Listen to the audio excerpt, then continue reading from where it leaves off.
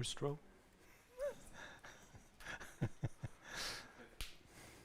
Wer zu spät kommt, muss in die erste Reihe.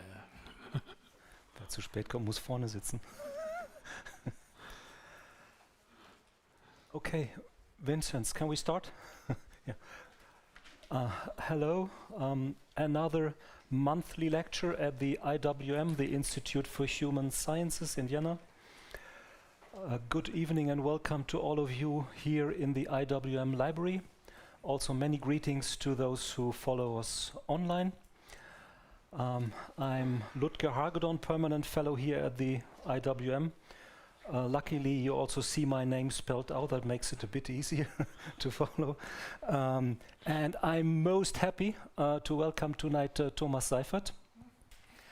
Thomas Seifert is currently a visiting fellow at the IWM, a visiting fellow just for 1 month.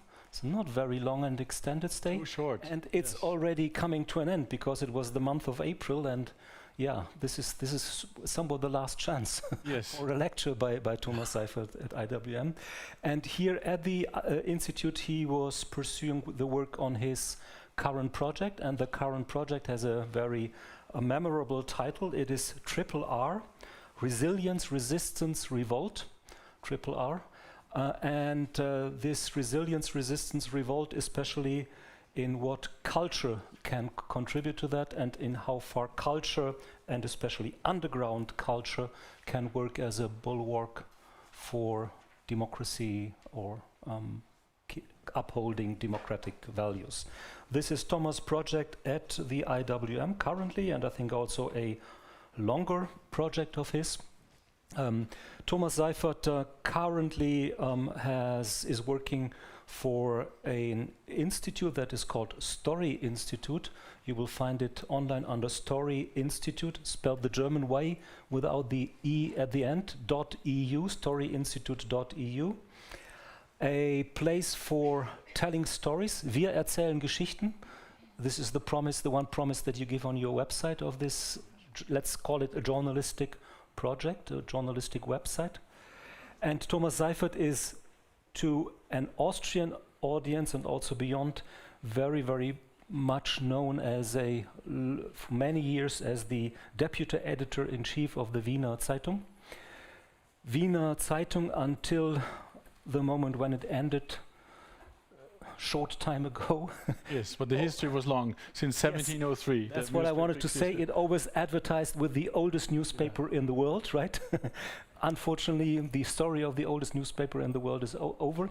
Thomas was the deputy chief editor, and also for a very short period before the secession of the newspaper, the editor-in-chief or co-editor-in-chief, together with a colleague. And next to that, Thomas has contributed to the best and the best known German and Austrian newspapers, magazines for many, many years, worked as a correspondent and reporter all over the world, one could say, Afghanistan, Iran, China, India, help me, many, many places all over the world, right?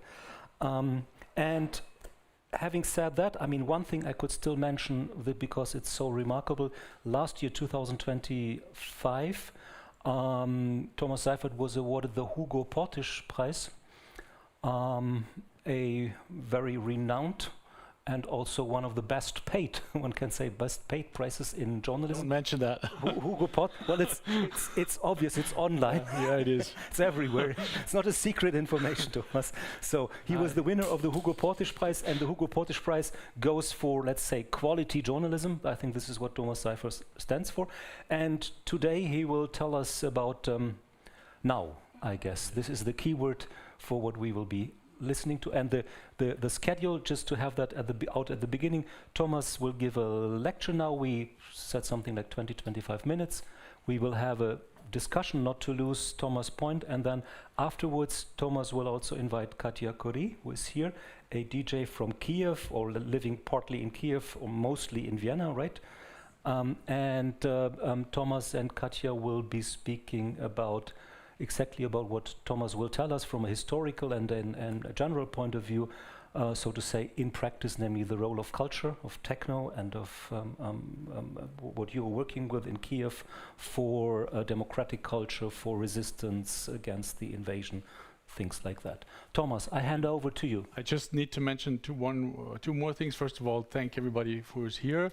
I want also to greet Martina Czarnowska, who is sitting right in front of me, because together we edit European Voices magazine, which is also not here, but it's in the library. And also we do the podcast East Side Stories together as well. Should mention that. Also interesting to listen in, because also Katja will feature in that one as well. But without further ado, maybe I start with my talk. And again, thank you, Ludger, for having me here tonight, and also thanks to the IWM for hosting me. As you said, I was here as a visiting fellow for 1 month, and tonight gives me the opportunity to talk a little bit about that, what I did here. But just I want to say one thing before I really dive into it, because I first came to know the IWM during my time at Falter, that is many, many years ago in the early 90s, when late Krzysztof Michalski was still director of this institute. And I was always, stunned by this place, because I loved it from the get-go, from the beginning. And so it was a real pleasure and an honor to finally be inside the walls, not as a journalist guest, somebody who interviews people and talks with the guys, but actually be part of it. And you will not lose me, because once I leave here, I still will be connected with the institute. So I'm really happy that I had this opportunity. But now, a warm welcome to all of you, and also those who joined via live stream. As said, someone who is not in the program, because for me it wasn't clear. I saw always Katja's postings from Kyiv, and as you might know, it's not like you can board a plane, so it takes quite a while to come here. But she's here. I'm really happy, and I'm looking forward to our discussion and our talk. And maybe Katja knows it, the track.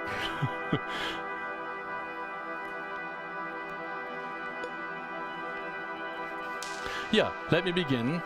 And I would like to start with a question. And the question is, how long is now? And this question opens my lecture, and this is a question also that we shall return to. And this is a work of an art group in Berlin. It's a 5-story high mural, as you can see, with black letters on this firewall in the middle of Berlin. And the question simply is, how long is now? And I ask you to just hold this question. I take you back to Berlin, and let's board this time machine together. And let's go back to the night of the 9th of November, when the Berlin Wall fell. This image obviously is after that moment. It's one of my favorite moments. There's this picture by star photojournalist Stephen McCurry. And by the way, there's black and white pictures that are wonderful by a wonderful photojournalist who's unfortunately not longer with us, Stanley Green. But they both were there at this moment shooting this woman with this peaked cap and the neon green tutu, showering the crowd with champagne. And that was the spirit of the new Berlin and of the new Europe. Those of you, I see some faces who were there back then. And that was the spirit. Let's party. That was the spirit. And indeed, one can say the party was on. And what followed was a strange interregnum between the collapse of the GDR and the German reunification, when the old order was gone and the new one had not yet arrived. The journalist Ulrich Guttmeier calls this in his book, Die ersten Tage von Berlin, der Sound der Wende. Is, by the way, a great English translation, The First Days of Berlin, the Sound of Change, an order that seemed to function almost without rule. Berlin was no longer, to remind you, the capital of anything. A property law was unclear. Houses stood empty. The police were East Berlin officers. They didn't know what kind of order is that now. I mean, their country, the GDR, de facto no longer existed. So there was this strange vacuum. And into this vacuum, the kids of the GDR stepped into. Young East Germans who did not pack up and left for the West, but who stayed there. And also they stayed there to basically from then on reinvent their city. And side by side with the squatters and the misfits from Kreuzberg, and the gay scene refugees from Schöneberg, art students, and also broke Americans. And what gave this moment a name was a small, badly produced book by an American anarchist, Peter Lamborn Wilson, and his pen name was Hakim Bey. And he wrote a book called The Temporär Autonome Zone, or Temporary Autonomous Zone. And his idea was pretty simple. He was a very interesting character, by the way, but we don't have the time. It would fill another lecture just to talk about this guy. And he said the traditional revolution, seize the state, build the just society, that has failed again and again. And instead, what he proposed was a guerrilla operation that liberates an area of land, of time, of imagination, and then it dissolves itself to reform elsewhere before the state can crush it. That was his words. So a temporary autonomous zone does not defeat power. It opens a hole in space and time where, for a weekend, a season, maybe even a year, freedom becomes actual and not theoretical. Then it disappears before the state even notices. The book circulated, Goodmeyer writes in his book, among anarchists, computer freaks, cyberpunks, hackers, squatters, intellectuals, artists, and ravers.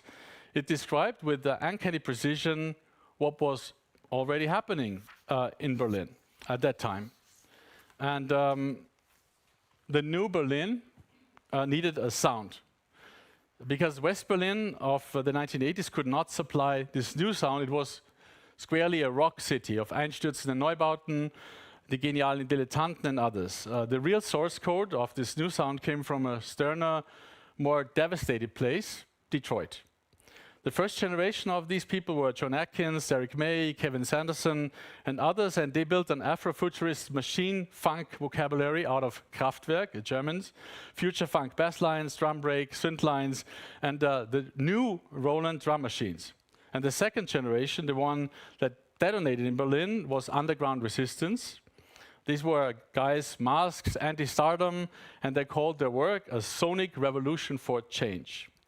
So what happened was basically two cities that were wounded, Detroit you could even say ruined, they recognized each other instantly.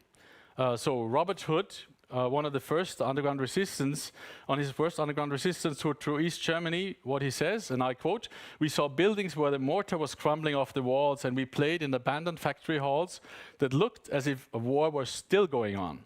But Detroit has corners just like that." So Berlin techno is a child born of East and West Berlin reuniting, midwifed by Detroit. Hold on to that idea. Let's zoom in a little bit. Go back to Tacheles. I showed you this already. And the Tacheles is in the heart of Mitte. It still is there, by the way. It was built in 1908 as a department store, bombed out, used by the SS. And the GDR actually tried to demolish it twice. In April 1990, 2 months before the final scheduled demolition, the Künstlerinitiative Tacheles marched in. They took the name from the Yiddish word Tacheles, to talk straight without sugarcoating. And for the next 22 years, Tacheles was something like, let's call it a vertical temporary autonomous zone that we already had heard about. This is what it looked like inside. And those who were there and who remember, there was Café Zapata in the courtyard with welded scrap metal furniture and even a flame-throwing dragon. I remember that one. The Volksküche provided food, basically free for those too poor to pay. There was the camera cinema, which opened with Eisenstein's battleship Potemkin. I didn't know that. Good that I researched it. And then it reopened in March again in 1991 with Christoph Schlingensief's Das Deutsche Kettensägen-Massaker. It was a crazy, blood-soaked, deliberately tasteless commentary on reunification in which Wessis basically chainsaw the arriving Aussies. A horrible thing. But it was funny, you know, in some very strange and cynical way. So Eisenstein for the revolutionary inheritance, Schlingensief for the splatter cynicism with which the Tacheles scene received a reunified Germany. As one resident put it, anyone who doesn't like the building cannot exist there. I also want to just quickly and briefly take you out on the street here. The street outside had its own ecology. It was the Obst und Gemüse was right here, and the street was amazing. It was really a crazy place. This store here that you see on the slide basically was a makeshift bar, I think unlicensed for many years. It was packed every night. The police came and went, and they never closed it down. It just stayed there. In the pavement, there was prostitution going on, with I think controlled by the Turkish mafia. At least that's what has been said in the papers back then. And that was the whole texture of the New Berlin. Not glamorous, not safe, but very much alive. A little bit more about this scene, because I think it's quite influential. Even you see a lot of what's going on there today in also highly commercialized on Burning Man or other festivals. And that was also from that time. There was the Mutual Waste Company. That was a group from Britain. They basically had been kicked out. They had to leave because the police was after them in Britain. And they were a post-apocalyptic art collective with this madman aesthetic. And then when they came to Berlin, they found paradise, because look at that. I mean, these are actual real APCs, Soviet APCs. So what they did, they discovered in abandoned DDR, Nationale Volksarmee training grounds in Brandenburg, all this kind of stuff. So Soviet military hardware, no one was watching it. And in a forest near Strausberg, for instance, they found 2 Soviet MiG-21 planes. I mean, you need to just imagine that. They bought them for, it's been said, 400 Deutschmark. And they really put them, they put them on trucks and brought them right in the center of Berlin. And when you went to Tacheles at that time, you could see them, one of them dangling just above the entrance. It was crazy. Another one, I think they also had dangling from a former guard tower near the Reichstag. So it was absolutely, unbelievable what they did, and nobody stopped them. I mean, just imagine that. But I want to take you a little bit back from these activists to the techno scene. And a few hundred meters south of Tacheles in March 1991, techno club Tresor opened. Again, I told you the techno of the day is basically East and West meeting, midwife by Detroit, and this was the hospital, so to speak. That was the bed on which this baby was born in Tresor, because a guy called Hagedorn, he was also another. They just found this Tresor actually at the in a former bank, actual Tresor with walls as thick as 1 meter 48, and they dug it out and made a club there, and of course, it was an instant hit, and that was what happening in Berlin Mitte. That's what you could see there. I need to fast forward. History is very interesting here, but still we need to continue. So what happened next was the scene grew, and by the mid-1990s, the underground was slowly but surely being domesticated. Here we still see the wild early days of the Love Parade. By the way, Ben de Biel, you will see on his copyright on some of these pictures, he was a kind of chronicler of this time. I recommend 2 books, Berlin Wonderland, I think, and Berlin Heartbeat. I think these are 2 with fantastic pictures, many of his. And actually, the first Love Parade was still happening in the old Berlin. So on 1st of July 1989, Dr. Motte, West Band was there, Kid Paul, Daniel Tipicchiotto, American artist, Kati Schwind, and they rolled down the Kurfürstendamm with a Volkswagen and a few speakers. And that was a political demonstration with a few people. I mean, you can find stuff on YouTube. And then imagine 10 years later, 1.5 million people participated, Marlboro sponsored, compilations went platinum. The Love Parade was basically the harbinger of techno's commercialization. And the original founders who were there had many of them no longer wanted to be part of that. What happened to the scene in Berlin? So Tresor today is a successful internationally branded techno institution in a former power station, not at the original place. It's still excellent, absolutely is, but no longer, as the Germans would say, wild und gefährlich, wild and dangerous. And Tacheles, on the other hand, they had to leave on 4th of September in 2012. And the site was bought by a development company and with I think, investment behind it, Airmont Capital, and the master plan by Herzog de Meuron. And today the development is called Am Tacheles. You can still see that, of course, at the original place. Luxury apartment. I think the whole project is pretty horrible, except for the Fotografivska Museum, a photo museum, because they actually, and you can see it on the picture on your right, that they kind of tried to preserve the original architecture of the place and also some of the spirit. So when you go there, I recommend to visit the Fotografivska and you get an idea of what the place looked like in the past. And by the way, there was on a research trip, no, not true, but I was in Berlin, but I went to the About Blank, which is one of the clubs also in Berlin that still has the old spirit. It's run by a collective. It's a pretty, unassuming graffiti facade on the Ostkreuz. And it's a real kind of Berlin place, collectively run. It's queer, it's anti-fascist. So basically, I think people from the Tacheles would recognize this place also today. So you can say the spirit is still there, I would say, in Berlin, even after all these years and after commercialization as well. But now let's go to our topic that we want to discuss after this little history detour, which I hope was still interesting, because the question is that we raise, why are ravers ideal revolutionaries? Why are they, why can't they do this? I think my answer would be pretty simple. Whoever can throw a rave can also topple a government. The skills are the same. Logistics under pressure, mobilizing thousands without a press release, holding a crowd through a long night, negotiating maybe with police that might show up, moving money without a paper trail sometimes, and making a derelict warehouse feel like the safest place on earth. A promoter who can fill a basement with 800 people on a Wednesday, and they get them home, can also will also know how to run a protest camp.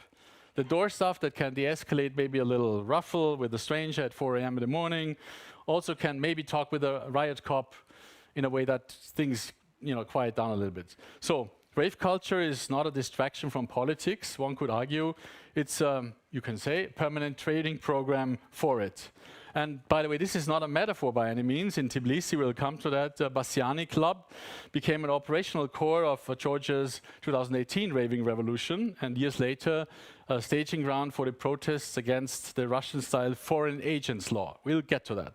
And in Kyiv, we'll get to that as well. The crews behind K41 or closer have rerouted their rave infrastructure. Also, a donor list, crowd discipline, soundtracks, straight into the war effort. And Katja, I think, will talk later about that. And in Belgrade, the cohort that books the DJs was suddenly booking buses for anti-Vučić protests. So what looks like the outside, like hedonism, is up close, an infrastructure of civil society, one could argue. Door policies, trained security, mediation between strangers, safe space for queer and minority bodies, networks held together by trust rather than contracts. A rave is a temporary autonomous zone, in Hakim Bey's exact sense, a self-organized polity that springs up overnight, governs itself for the duration and dissolves before the state can catch it. So when the moment of political rupture comes, that might be a stolen election, a tank column at the border, a homophobic law table at midnight. The rave organizers, they're just using the muscle memory and spring into action and do what they know best what to do. And so let me talk, about Vienna, because that is also, I think, quite pretty interesting. That we saw this phenomenon first, at least in our part of the world, in Vienna in 2000, when the ÖVP-FPÖ coalition was formed. And then thousands of people were on the Heldenplatz, and what happened was the Donnerstags demos. And you could argue at least, I think even if you look at Germany, it was the first time that techno was used as a political mobilization tool.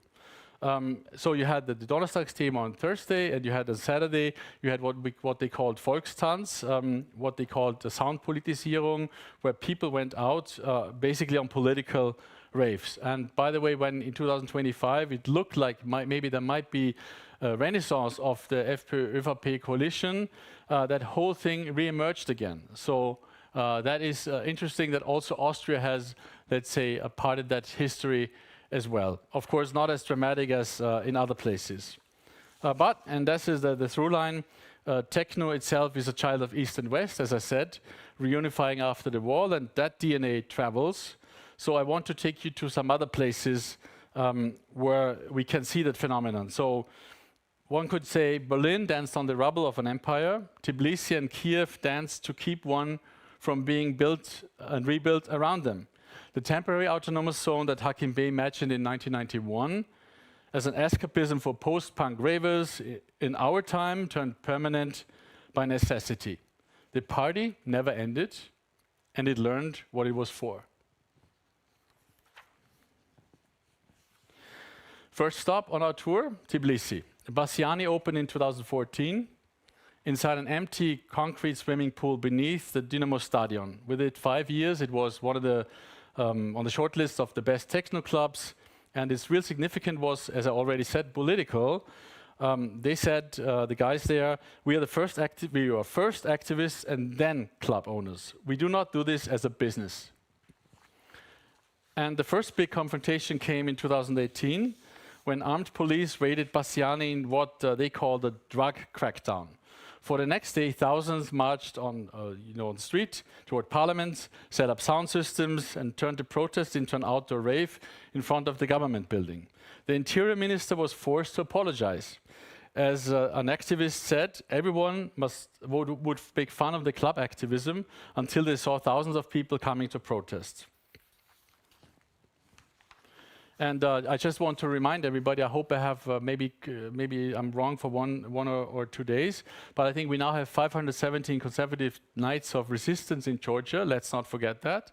And of course, these same people that I've been talking about, they play an enormous role. They are still, behind this. They are still every night mobilizing people, and it's just amazing. Imagine, like for 517 days and nights, people are out on the street, and of course they are, pro-European protests. Yeah, and I'm stunned. I mean, I think it's just amazing of how they manage to keep the people energized. So I want to, just to give you some inspiration. That is one of the faces. I want to show you the people behind this protest as well. Is DJ Lilith, Katja Takashvili. She's Bassiani's only female resident, if I'm not wrong, and quite iconic. And since the beginning, she was very vocal about the protests. She now is based in Berlin. But she still has the close ties with the Bassiani team and with Georgia. I take you on the next stop to Serbia, and that is also an interesting case. In the late 90s, the youth resistance against Milošević was, both kind of fused political activism with the rave underground, and it was also identified by this clenched fist here. And also they took a lot of input also from, for instance, Slavoj Žižek's Überidentifikation, that was from the Slovenian, let's say, underground culture, like Laibach and others. So they took these parts, but very strong role played the B92 radio, an underground radio in Belgrade, that started also to use techno music. And it was like a clear statement against what was turbo folk music. So the government promoted folk music, like modernist folk music, and basically for the guys in Belgrade of Otpor, this was poison, really. I think they couldn't stand it at all, and techno for them was kind of the weapon against the turbo folkization of things. And also again, this until the present is here, because the anti-Vučić protests after the Novi Sad tragedy, also you can date back to the Otpor days in a way. There is this strain of, let's say, revolutionary spirit within parts and segments of the Serbian, especially youth culture, and that crisis erupted in November 2024, when, as we remember, the recently renovated canopy of a railway station in Novi Sad collapsed, killing 16 people, and that was the starting point of protests, of course, against corruption of the Vučić government. And by January 2025, a general strike was basically underway in the youth culture. So the nightclub venues like a drugstore, 2044, excuse me, Karmakoma, Club Tunnel, all of them were in solidarity with the student movement. And maybe some of you remember, even in Vienna, there was a lot of activities going on, organized by the students. Maybe a side note, because Exit is not strictly a techno festival, it's a music festival, but it's interesting. That festival also has its roots in the anti-Milošević movement. So that was the students when they were starting basically a protest camp that evolved into one of the most important music festivals of the region. And it's pretty ironic that then Vučić cut the funding of this festival and basically threatened people who would support it or sponsor it or something, basically to stop the festival. So what was happening was that basically Exit was killed.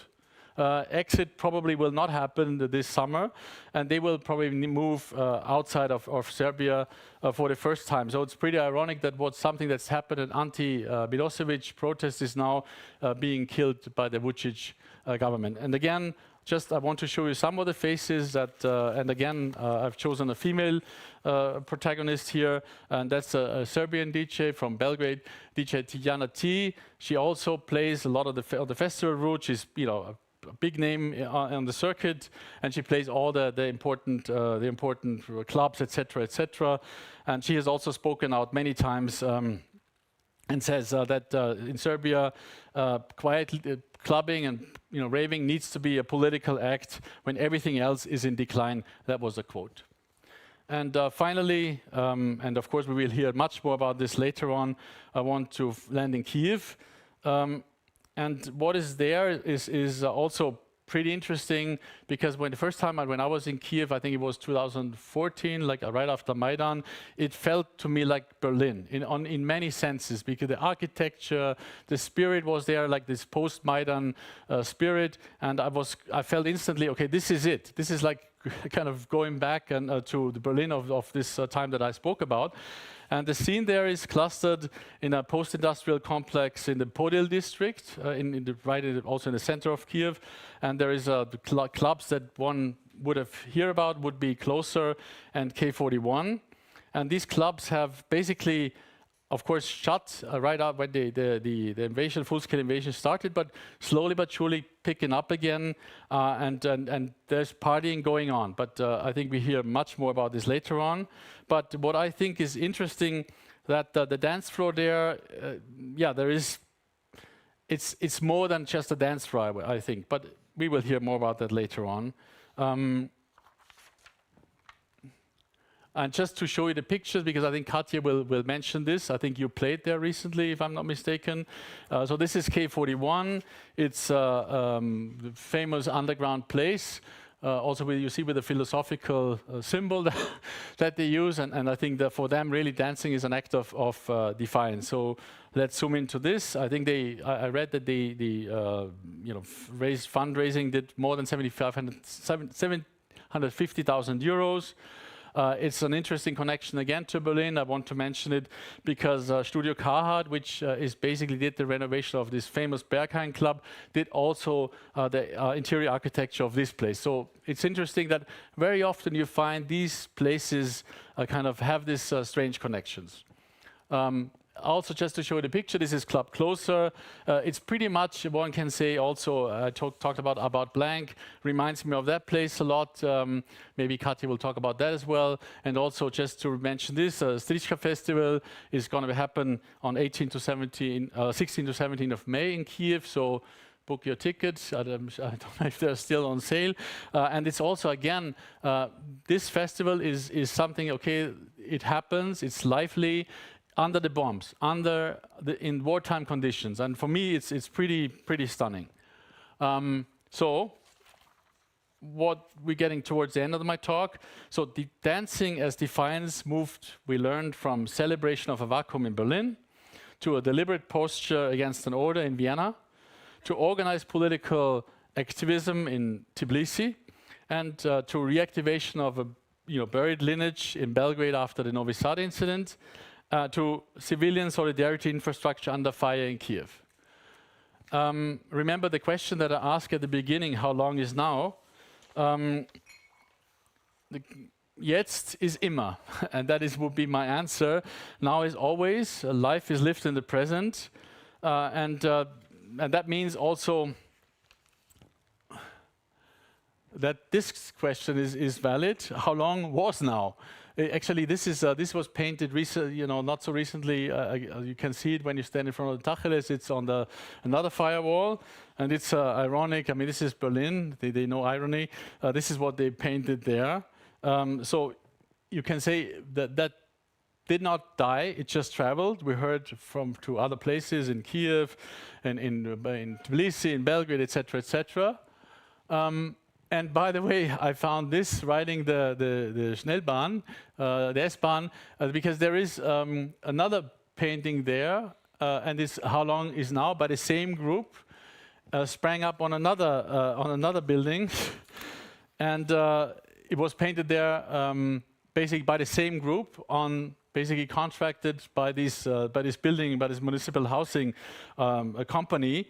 And what they say is that it's going to be soon also again vanished, because they're building another block, so it will soon be gone. So as I said, the question of the now answers itself. It keeps moving, not only to Kyiv, Tbilisi, Belgrade and other places, but even in Berlin itself. And I invite you to also listen to our playlist that we have, Dancefloors of Democracy IWM playlist. You can scan the QR code and you should land on a Spotify playlist. And with that, oops, not yet. Yes, I open the floor to our discussion then. Thomas, thank you.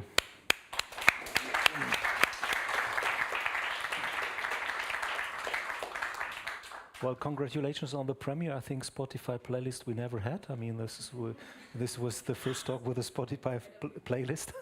Very good.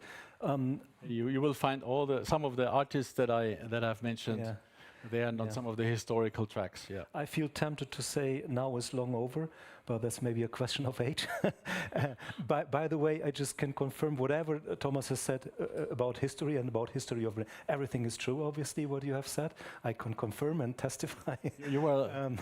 But I want to start with an obvious question, and this obvious question relates more to the contemporary issues that you're dealing with. I think they should also be somewhat in the foreground of today, not so much the Berlin of the 1990s, which we both know. But let's start with the contemporary thing. I mean, Thomas, my very obvious question at the beginning, you have found yourself a research project that is really a self-sacrifice, because it forces you to travel a lot and to dance a lot, seemingly. Is this the case? I mean, how much of that is your own research? Do you go to all these clubs? Do you go to all cities, and do you experience it yourself?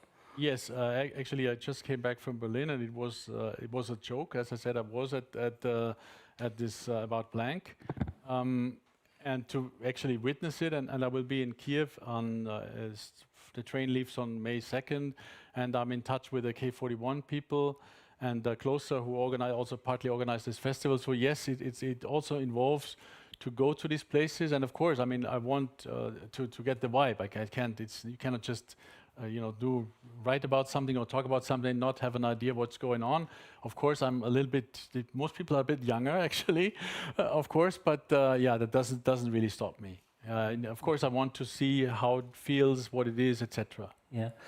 I will already announce, I said at the beginning, I really want to keep this shorter, and I would want to give you time for the talk with Katja. I think this is also what is very important for you, so we will reserve time for that. And I already invite you to join the discussion soon, so that we do not lose this, what Thomas has just said. I will just move ahead with two maybe bigger or more systematic questions of what you have just presented to us, and then I really invite you follow up with remarks on Kyiv or on Berlin 1990s, whatever. Let me start with two, and I try to formulate them quickly. The one thing very important for you as a theoretical framing is the TAZ, which, by the way, is an abbreviation that has a somewhat iconic meaning also for Berlin. Yes, because it was the leftist newspapers, especially in that time of the 80s and 90s, iconic leftist newspaper. And this temporary autonomous zone, you have referred to that theory of Hakim Bey, how he calls himself. My question, how much do we have to take it as a serious theoretical framing, and how much do activists take it as a theoretic framing for their own activities?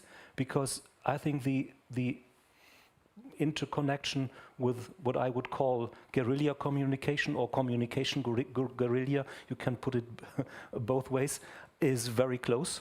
And the very simple question, how much of it is just fun guerrilla, and how much is it really a politically motivated, politically meant, and then also in some sense an activity that you can somewhat, that you have to check. I mean, does it really reach its political games? If it has political aims, one should also be able to check it. I would doubt which aims does it reach. So is it just fun, or is it meant seriously?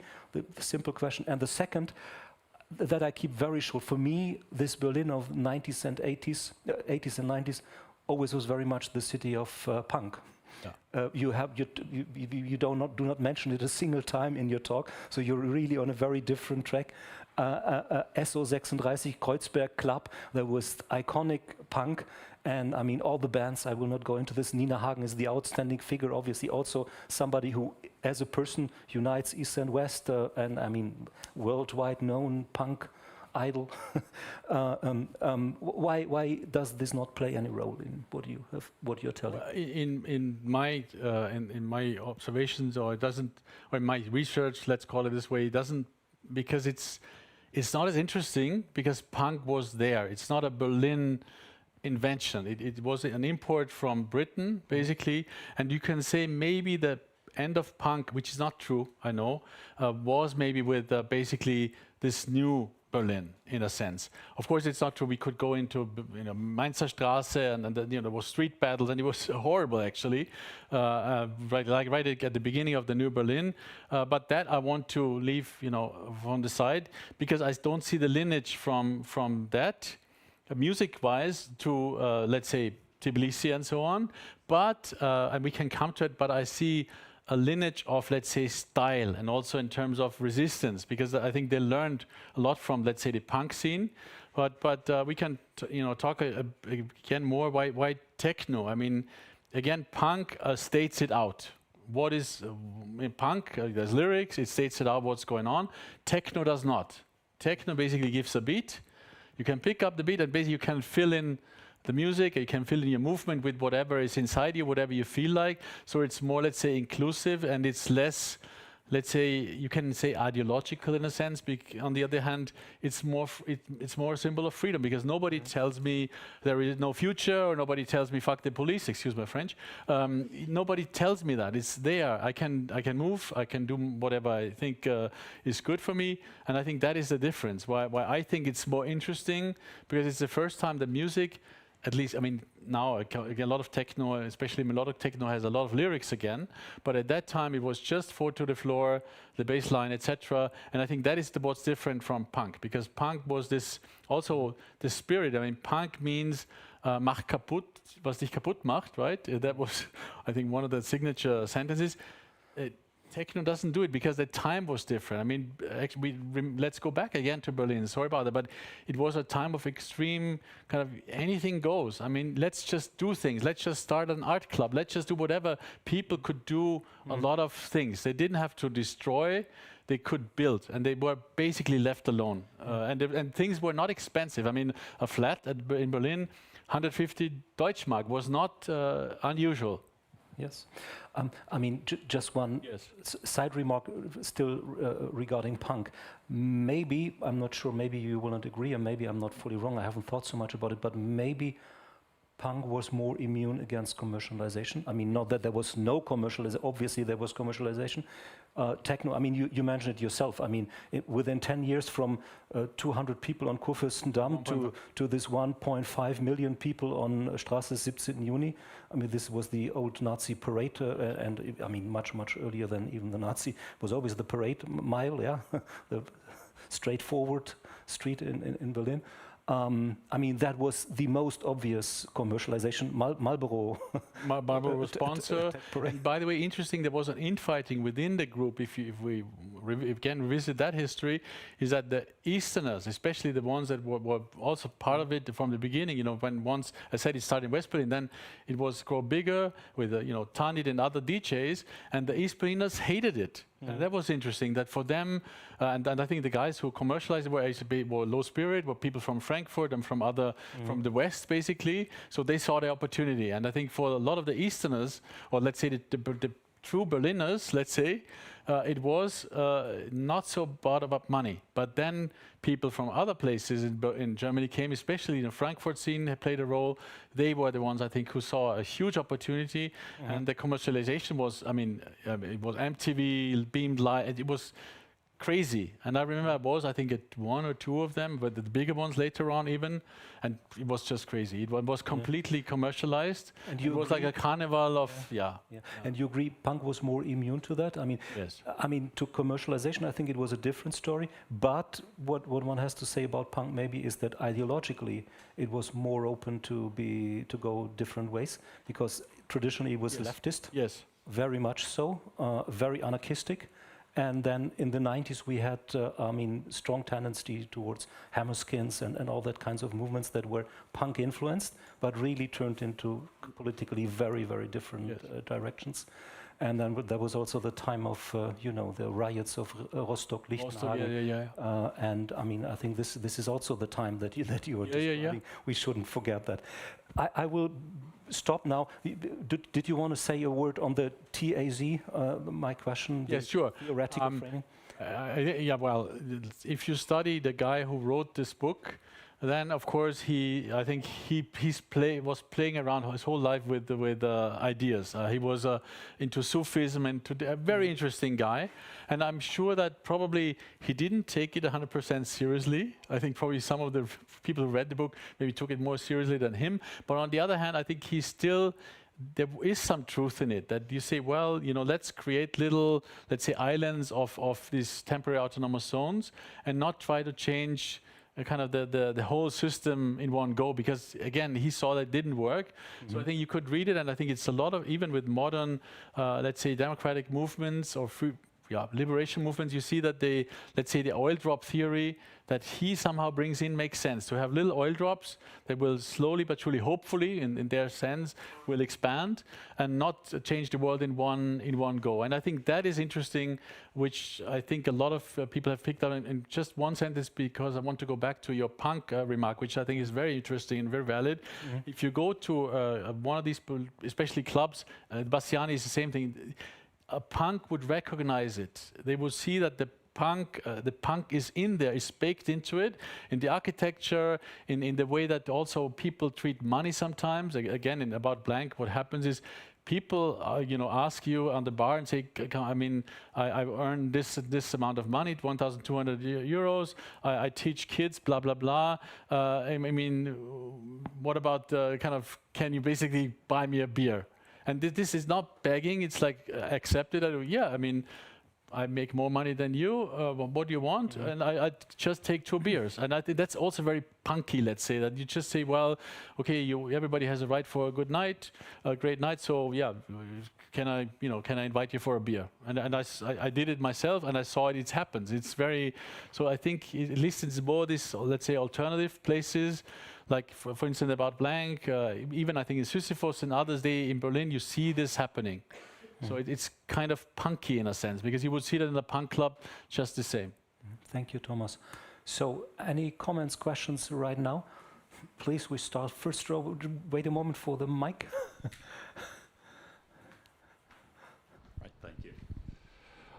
Is your listing of examples exhaustive, or are there other examples that you're aware of? Particularly what comes to mind for me is Budapest, famous for its ruined bars, and with the Orban and Fidesz being in power for a 16-year stretch where you were getting raves and protest movements, and in perhaps other Central East European countries that had somewhat of an authoritarian type governments, like with Fico in Slovakia, Poland at a time. Could you perhaps comment on that? And secondly, do you see cultural parallels with what's going on here with, let's say, Germany and Berlin post-World War I? I think that question is the last one, if I may start with this one, is super interesting, because even, for instance, what about Vienna? There's also, I think, similarities in a sense that you had a lot of social experimentation in Berlin, both and in Vienna, and I think I see these parallels, and that's something that I want to even focus more on, because you also see and can argue that wherever there is deviance, let's say, there is progress. So, for instance, Vienna was not only the city of Arthur Schnitzler and Egon Schiele, and you can argue that both are pornographers, right? But at the same time was also the city of Schrödinger and scientific progress and so on, which also, and jump another further west, reminds me of San Francisco in kind of the 80s, which was also like a punk town. You had a lot of, the gay scene, a lot of, let's say, deviance there, and Silicon Valley. So I think this is interesting to explore it more, even what it all means, like kind of when you allow a city or a place to have a deviant people inside, because that means they are creative and they experiment. They maybe push the limits. So that is one. And going back to, I think in Budapest, I didn't study that so much, but I think there was a case, maybe somebody in the audience will know more about this than me. The Turbine, I think it's called, a club that was I think also on drug charges, closed by the government. And of course, in Budapest, what is interesting is that you have a fight of the city against the federal government, because you have the mayor and the city of Budapest, which is protecting this ecosystem. Remember the gay parade, the Pride parade. So that is interesting, with the green mayor against Orban at that time.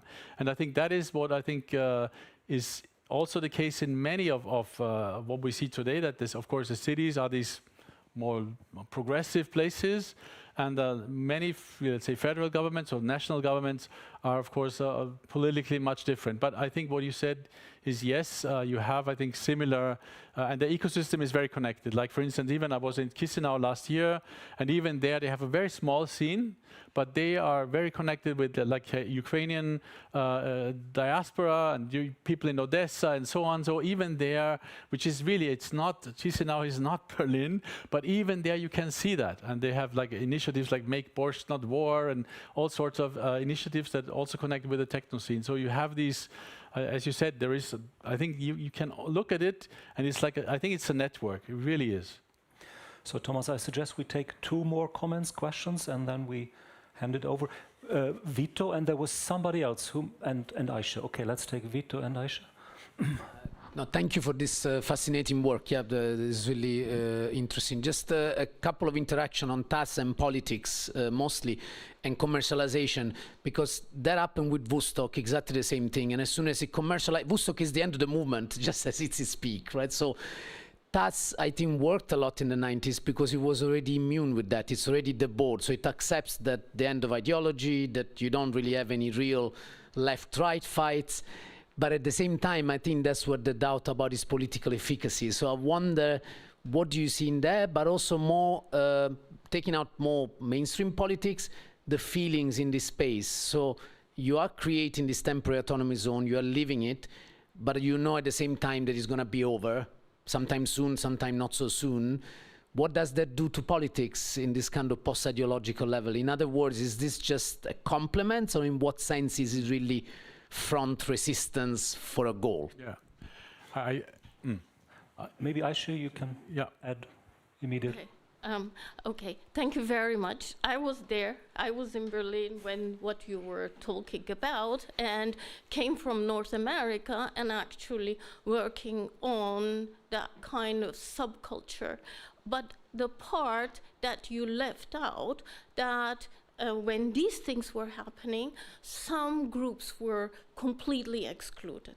So what you're telling is a kind of a story of an efficacy, but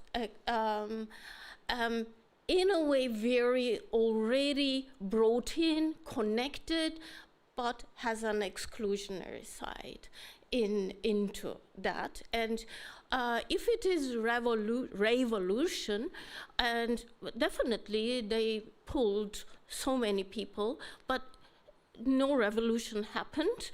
Many things were happening.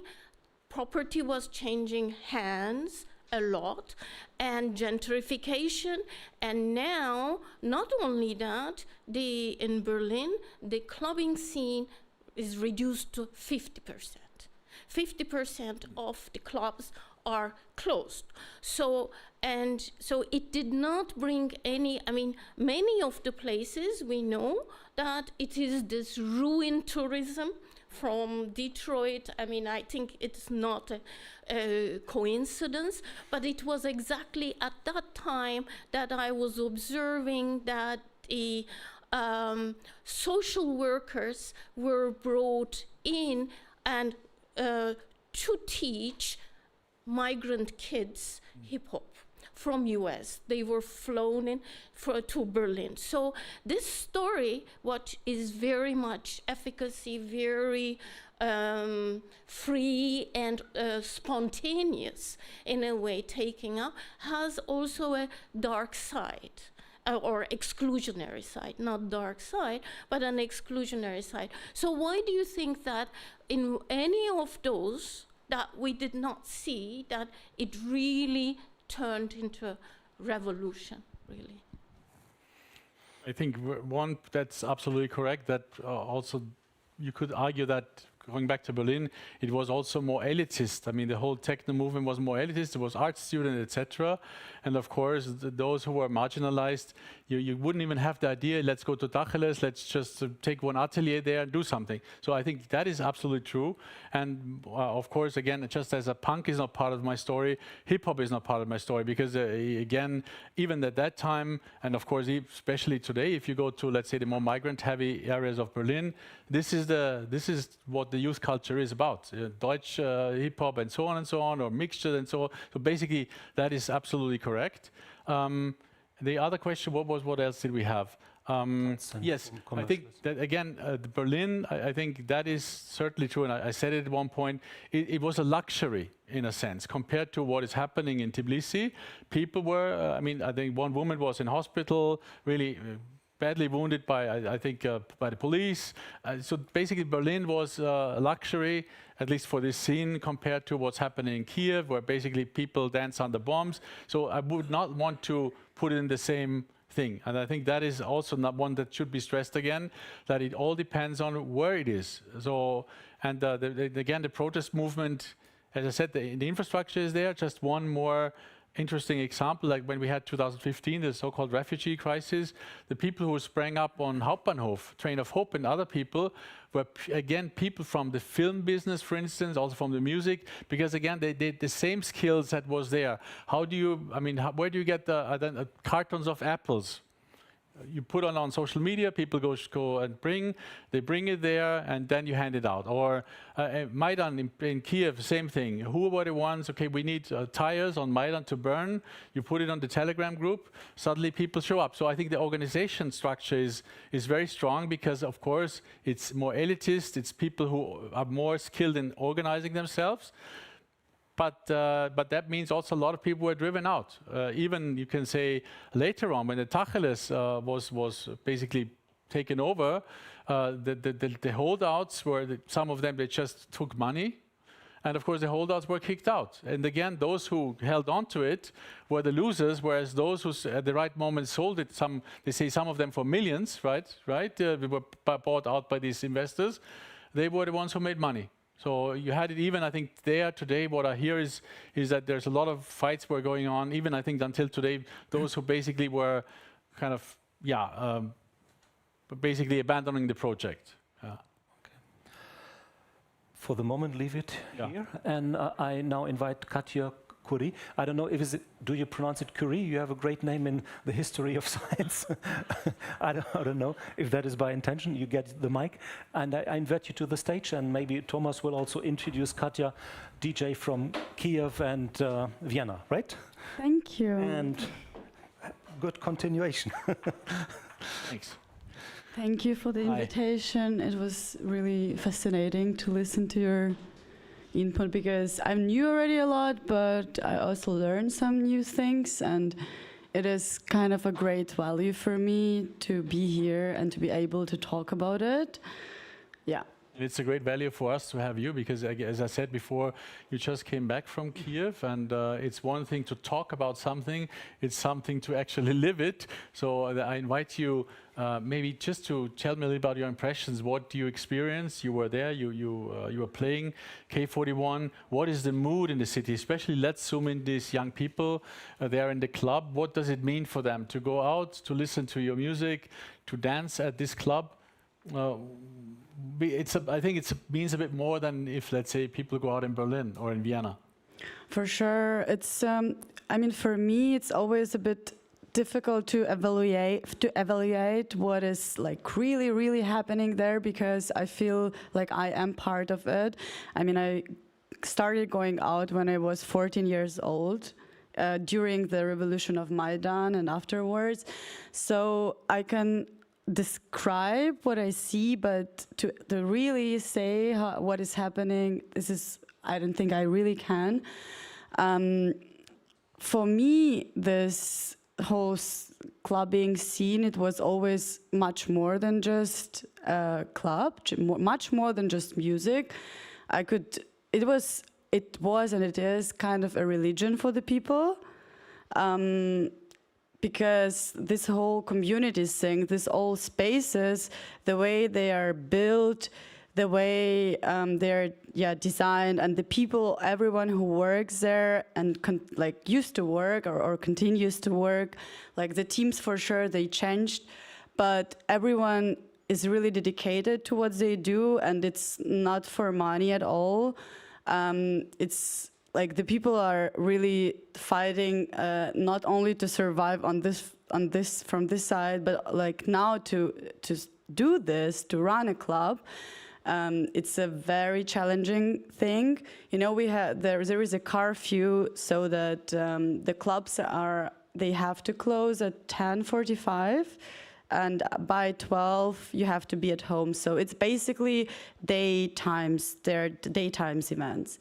And I'm more than sure that for most of the people now, it's a possibility of coming together, of forgetting what is really happening outside of the club, to talk, to listen to the music. I mean, it's also a sensitive topic, because if you could think about like what is actually happening at the club, often, you know, you have loud music, you have like this smoke machines are around, you know, all this kind of things which can also trigger, you know, the traumatized people. That's why it's also a very important task of every club now to like from one side to be aware of what is happening, like how and to think about how you can like educate people maybe before they come to this event, or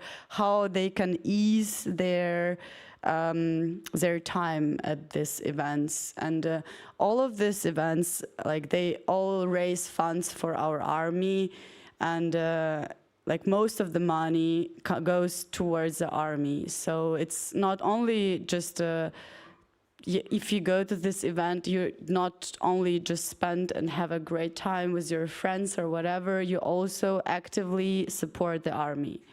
Yeah. But one question is, of course, that, and I think there is this issue of people who live in the east, let's say in Kramatorsk or somewhere, they see what's happening in Kyiv, they see people dancing in the club, and they would say, wow, I mean, we are here under strict curfew. There is for instance, in Kramatorsk, I think, you cannot buy alcohol, etc., and in Kyiv they're dancing. This is this argument. And then there is another argument of people who say, well, I heard it actually, they said, yes, we are dancing on Putin's grave here, and we are we're showing we are alive, you can bomb us, you can do whatever you want, but we are dancing.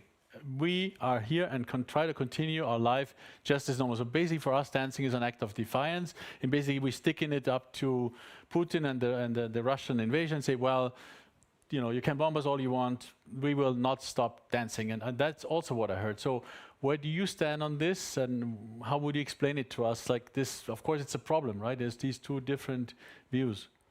I think both views are more than just valid, and it's very important to take both views and to listen to both sides in this whole story, because it always depends on like where like your perception, where you are standing from, like what is around you, like what are your daily struggles, you know? And for sure, the people who live in the east of Ukraine, they struggle much more than the people who live in Kyiv.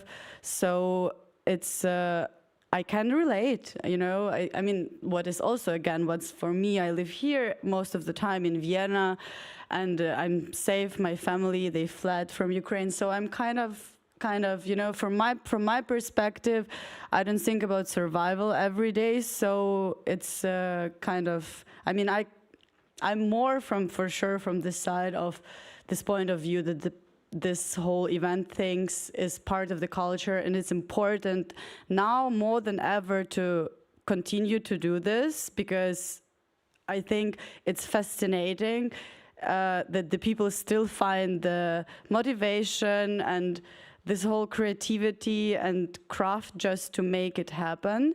And I think it's very important that you keep on doing this. And if you would stop, it would mean that Putin won, kind of, like for me. Yeah. You also mentioned, of course, as you said, that there is potential trigger points.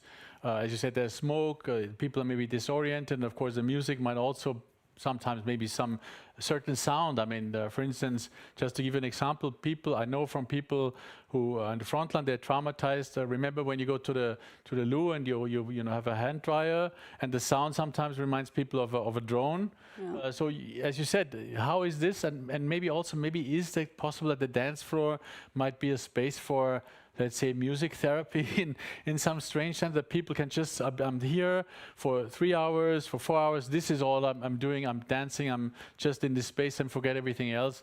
Do you see that also when you talk with people? Do you hear that a lot?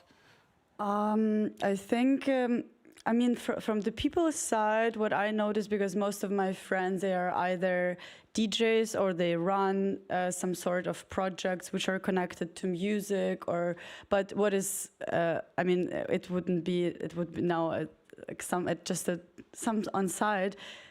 I mean, from one side, they do music, and their daily job is like building drones or doing something for the army.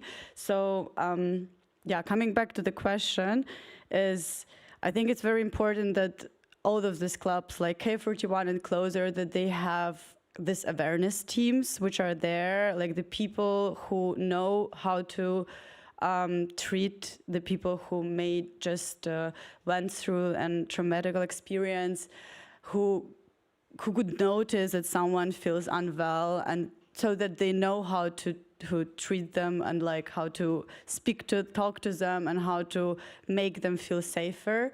I mean, it's for the music, electronic music, it's such a big part of their daily life. It's just impossible to imagine it doesn't exist. It's for sure therapy, it's for sure meditation, it's for sure like just such an essential part of their life that if you would just take it, they would just go crazy. So it's for sure very essential for them. And Katja, also for you, it's important to make the point to travel to Kyiv on a regular basis. It's not the first time you go there regularly. So tell us about your motivation. I mean, why are you doing it? Why is it for you important to keep the connection alive, to go to play K41, etc.? There are many reasons, both personal, also political, and like for me, there is basically none better place to play than in Kyiv. Even now in times of war, I feel like the people perceive the music there differently, that they are more able to like not to think, okay, that has to be so simple.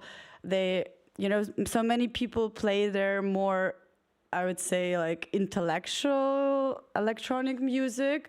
I couldn't imagine this kind of music playing somewhere at the basic festival in Europe. And yeah, so this perception of music, then again, the places which you were talking about, but there are several other places which are amazing. Yeah, I mean, also like, for example, Abo Records it's a record store which opened in 2022. It's run by 3 friends of mine.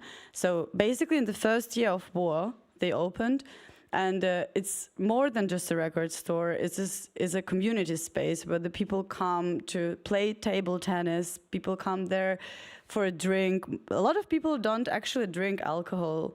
I mean, it's also very interesting. And you can choose, like, you can drink coconut water or, like, you know, this kind of stuff in a club in Kyiv, comparing to, like, I could never find coconut water here. Anyway, so yeah, and so these places, they are run by the people who really know what they're doing. They, like, the whole design is very friendly for you to be there. The sound systems are great. And I mean, I come from Kyiv, it's my hometown, and it's just, yeah, this is, I mean, one of the most important personal reasons. It's just so, I feel so much attachment to the city. It's just beautiful, yeah.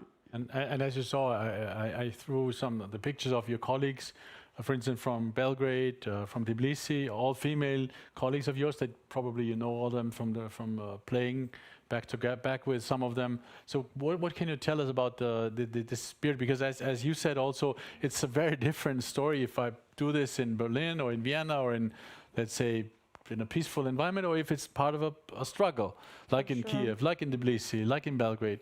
So what can you tell us about these colleagues of yours that we saw? Some of them we saw them, at least a picture. Can you maybe formulate the question once again so that yes. the colleagues? If you think of the colleagues, for instance, from Tbilisi or from Belgrade, especially female DJs, what do you see in them, also in terms of their spirit, and which is probably more like in Kyiv, Tbilisi, Belgrade? These places have probably more the same spirit, whereas here it's more convenient. Here it's a night, it's fine, but there it's very different, I can imagine. Yeah, I mean, I feel like I can, for example, Tijana T, I know her personally, and I had a chance to talk with her a lot about her, like the first years of her career. It's like she began it such a long time ago. So to be back then as a female DJ was so unusual, and she had to go through such difficult things, and like the whole patriarchate, and I feel like I can relate a lot with the people who are from Georgia, for example, or even with the people who are from Berlin. Sometimes I feel like we can find more understanding in our talks than with the people who are from Vienna, or who maybe also the people who travel a lot and who see more what is happening around in the whole scenes. Yeah, it's. I just feel like they understand more myself. Would you wish, and also I'm referring back to your question, that the scene becomes more politically aware? Because again, I should stress that, I mean, I see a lot of, let's say, body politics play a role, especially also in Vienna, with a lot of feminist collectives, and so there's a lot going on in the personal space.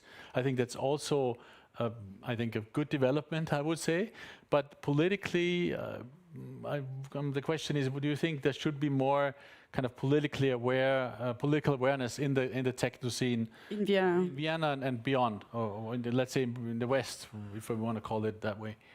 It's a hard question, because it's a very difficult and a big question of like how much of politics do you really want to put into the music or into art itself. From my point of view, art and music itself is very political. It always used to be. But I don't think it should happen like on purpose, that you actively do something for that.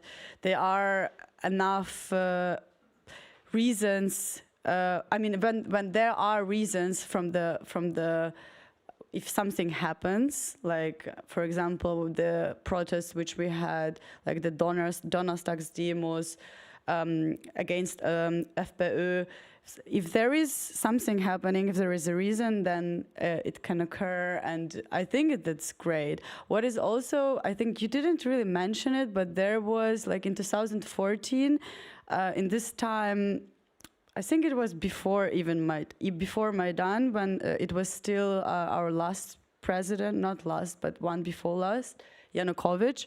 There were also music protests happening in Kyiv. They were against the policy of the because we had like the raids on the clubs. Basically, the people would just be attacked by the police and put on the ground, and the actual aim was not to find the drugs. The actual aim was to make more corruption and more money out of it. So what the people did then, they just went out to the cabinet, went out to the ministry, and they protested there for days, and it really worked, and it was amazing. Yeah.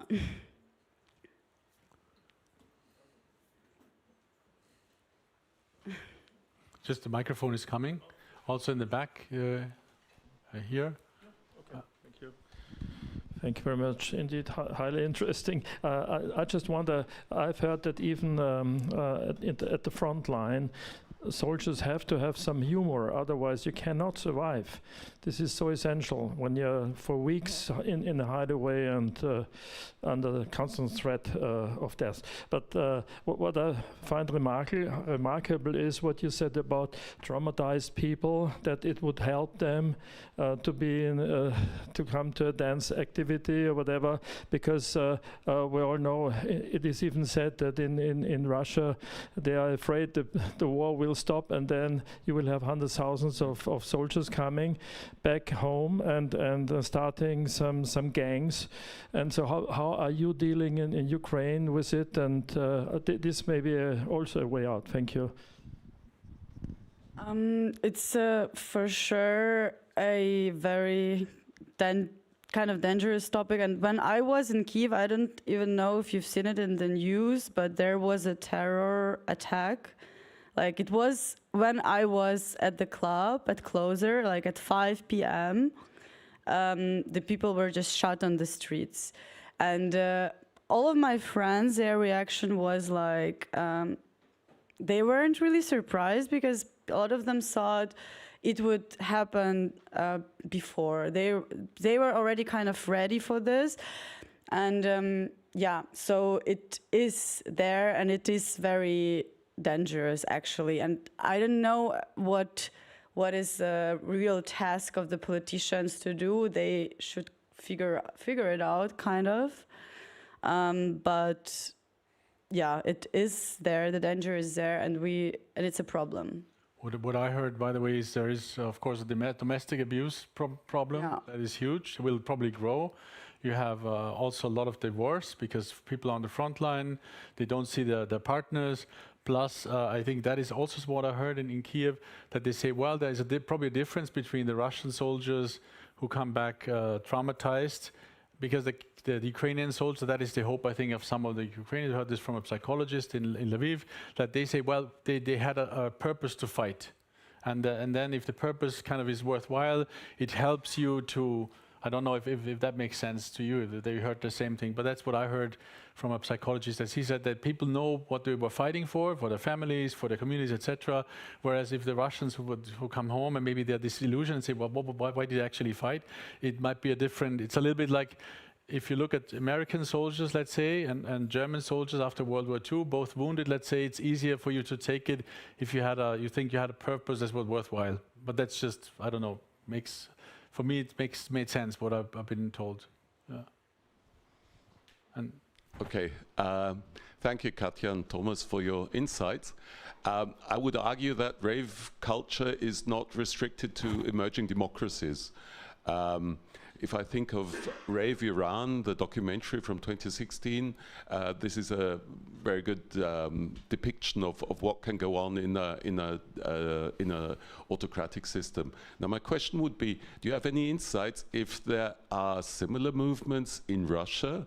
I remember Rostov being a hotbed of punk, at least in the 90s. And could these, if there are any, could these be like seeds of resistance, or is this actually ascribing too much to these kind of areas? Thank you. I don't know a lot about what is happening now since the beginning of the full-scale invasion of Ukraine. What is happening there now in Russia? But what I know is that I could also mostly speak about the electronic music scene because I feel like I have more insight in there. But this is very fascinating, and I think it's also important to emphasize that the scene in Russia, like in Moscow, in St. Petersburg, was also really nice. The clubs, like it also had this kind of similar spirit to what was in Ukraine. I know many DJ friends of mine who used to go to Russia to perform there, and it's a kind of painful topic not many Ukrainians like to speak about, but it is true. I mean, now for sure I would never go there to experience this, and it's actually interesting what is happening there now. It is because there, like, with all the restrictions, and yeah, it's interesting, and it's important maybe to get more insights on it. But I just don't want to speak to the people who are there. You know, it's like kind of emotional, and yeah.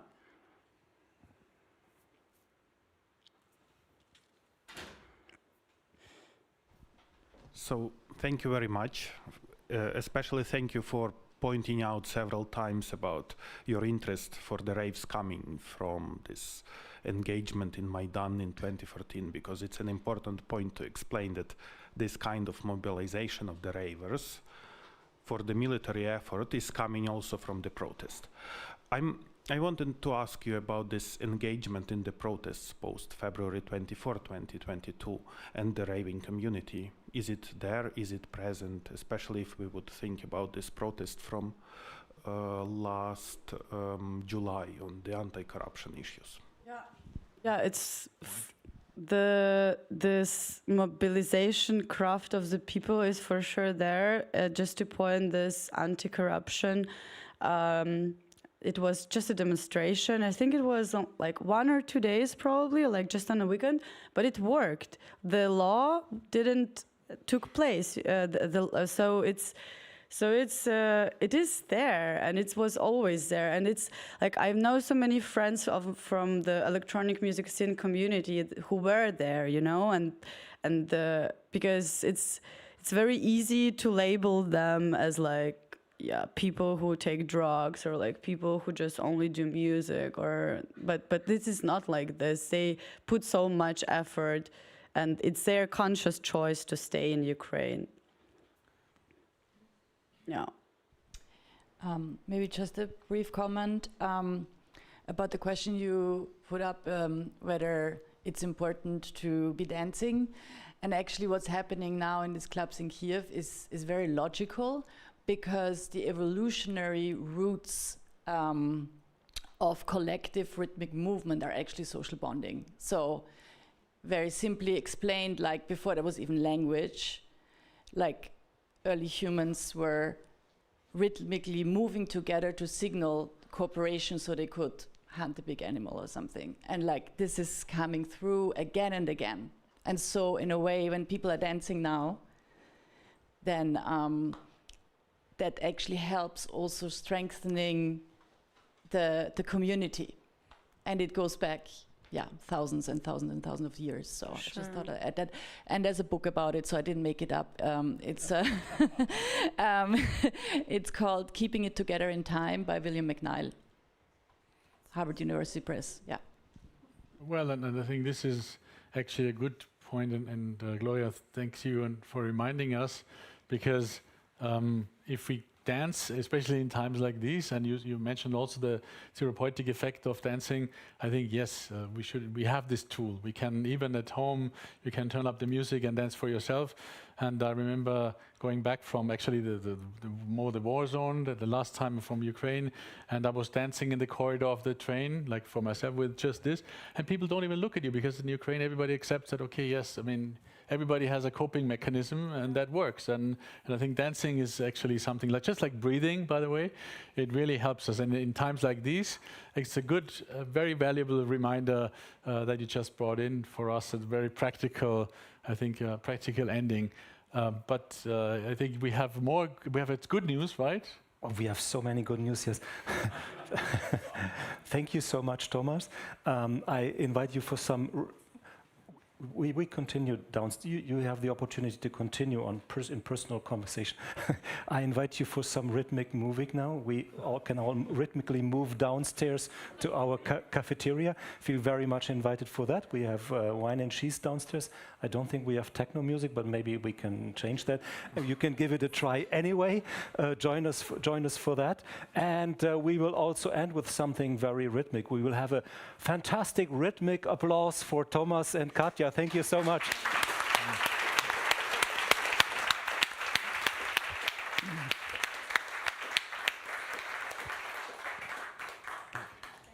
Good, thank you.